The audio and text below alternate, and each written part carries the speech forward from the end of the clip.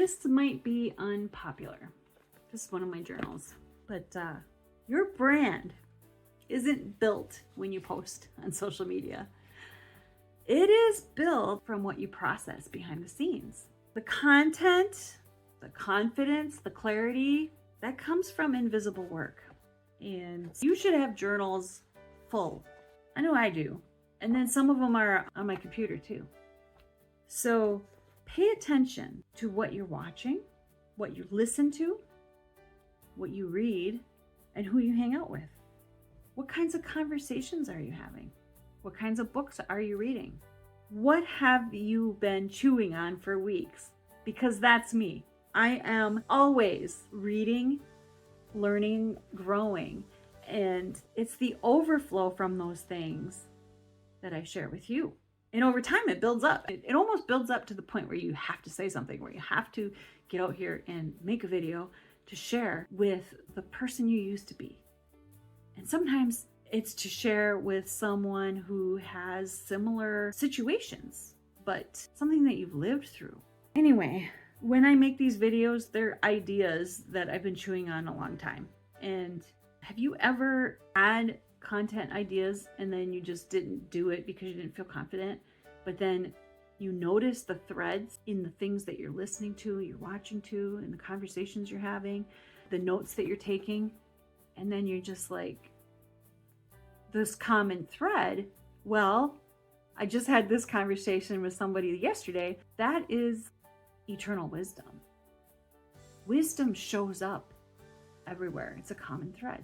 So let's flip the script on something that we all get exhausted doing. Instead of creating content, curate your curiosity, dig deeper.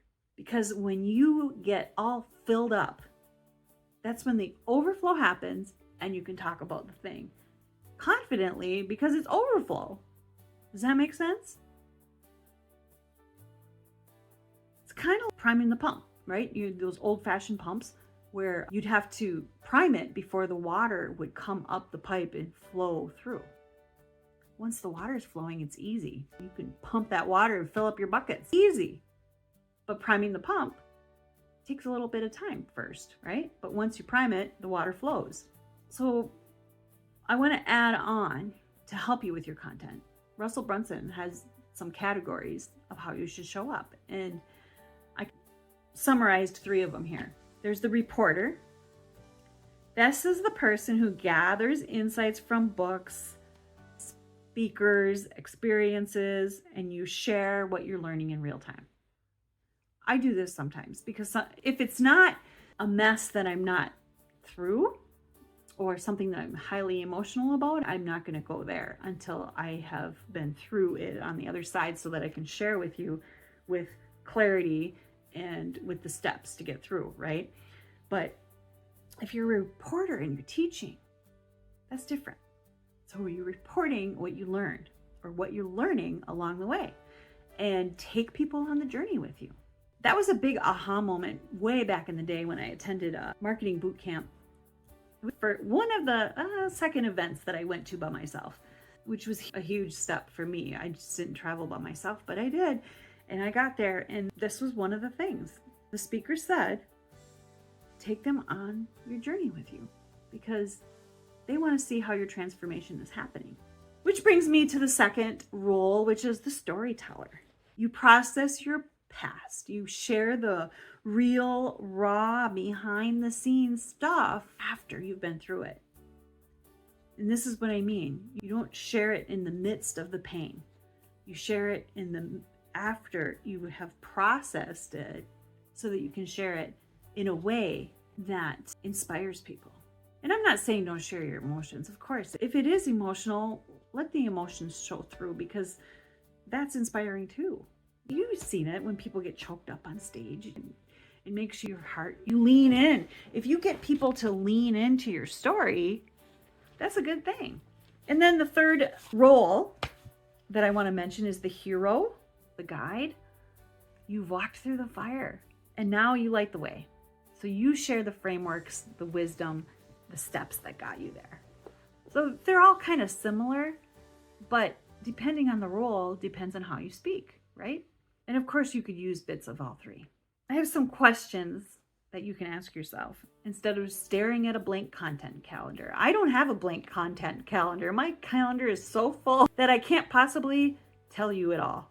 So stick around. You might get something that will help you even more, but these questions will help. What have you been obsessed with lately? Maybe that's your calling.